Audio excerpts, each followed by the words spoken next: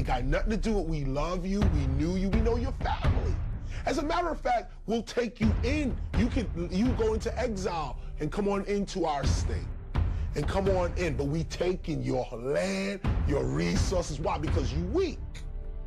How can Africa be so poor and yet be materially so rich? It's real simple.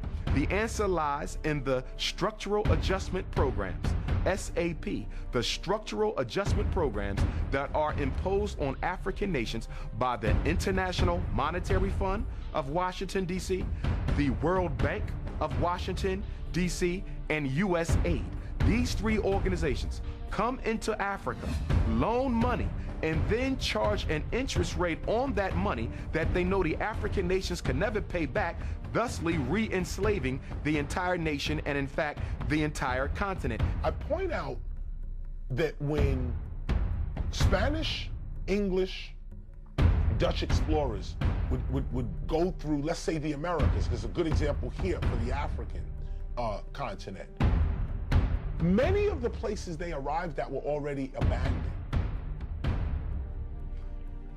Our tribes leaders, our kings and queens, our priests, traveled the world. They were literate. They read and spoke many languages. They heard and knew. These guys are coming to take over the land. They got weird weapons, and this is what they're gonna do. They went back to their tribe, told everybody, gather up your stuff. We have to leave. There is an invading force coming. We have to go. So many tribes were warned. When this invading force came, many times they came and found the place deserted and just claimed it as their own. Why was Muammar Gaddafi killed? Muammar Gaddafi was murdered because he, along with the other African heads of state, were about to bring into existence Africa's first central bank. They were erecting a central bank in Africa, which was going to do what?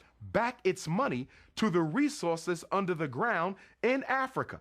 Now, what would that have done to the global economic order? Remember, the United States dollar isn't backed on any natural resource. The British pound isn't backed on any natural resource.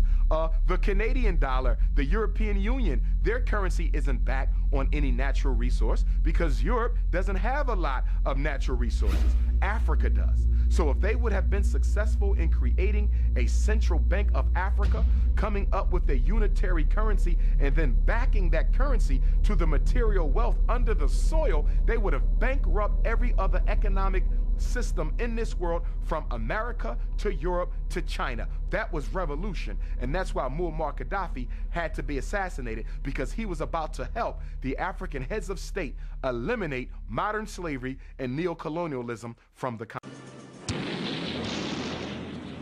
The Civil War and the Industrial Revolution created enormous growth in corporations. And so there was an explosion of railroads who got large federal subsidies of land, banking, heavy manufacturing, and corporate lawyers a century and a half ago realized they needed more power to operate and wanted to remove some of the constraints that had historically been placed on the corporate form.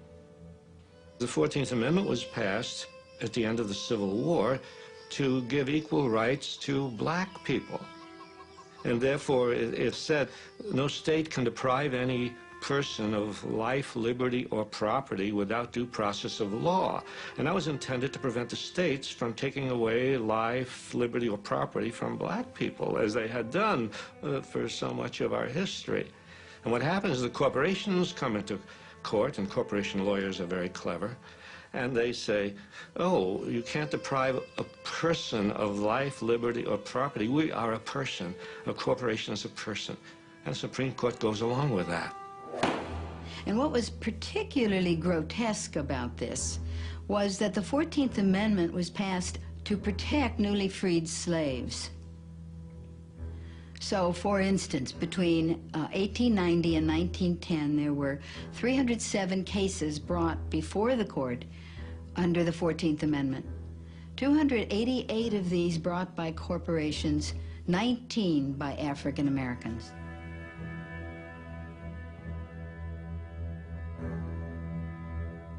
$600,000 people were killed to get rights for people. And then with strokes of the pen over the next 30 years, judges applied those rights to capital and property while stripping them from people.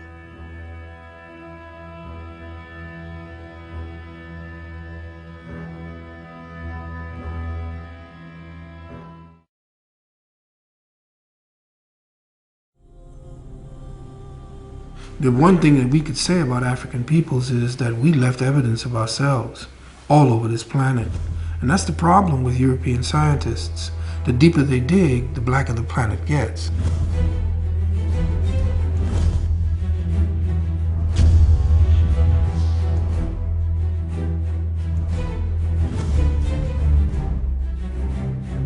You won't find a monument anywhere prior to 1500 that isn't Africoid in some way, shape, or form.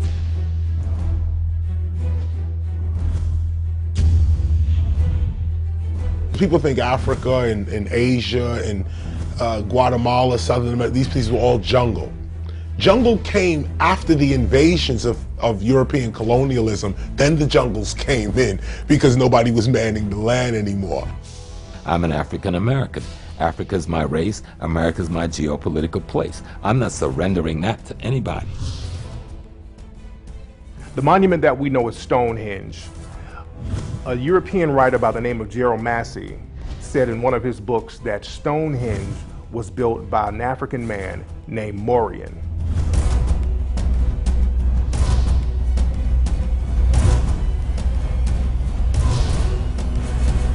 The letter J, let me say this again. The letter J was not invented until the 1600s. So the reality is, Jesus is not the name of that person.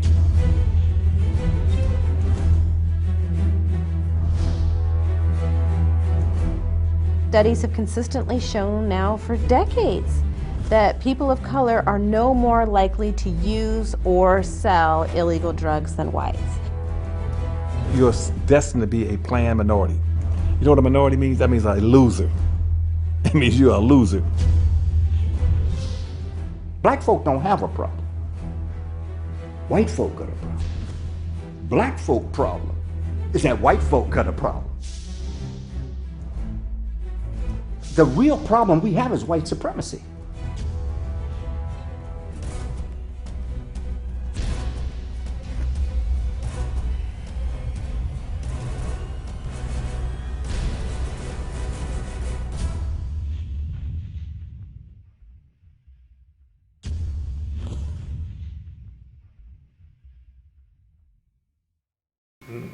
Remember, when they attacked Africa, they did not attack Africa physically. They did not attack Africa educationally. They attacked Africa spiritually. Jomo Kenyatta said when the European first came to Africa, the Africans had the land and the white man had the Bible. White man told him to close his eyes, get on his knees and pray. Jomo said when the black man opened his eyes, the white man had the land and the black man had the Bible. We have bought into a story that we told them. They have twisted it. They got it twisted. We have now bought that story back. Boukman, Haitian Revolution, the original revolutionary, because he was turned in the night of the revolution. That's when Toussaint Louverture took over. The book Irritated Genie, we need to rename him Boukman. Boukman was called Boukman from Jamaica because he couldn't be handled in Jamaica. He was sold to Haiti. He started a rebellion amongst the African people. And they knew him as Boukman because they always read. He was very intelligent. He always taught the people who they were and what they were. The night before the revolution, Boukman looked to his brothers and sisters in the field. And he said, you want to win? Cast aside your white God. Embrace your African spirit. You are free. He didn't say you will be free. He didn't say you can be free. He didn't say you could be free. He said, cast aside your white God. You are free.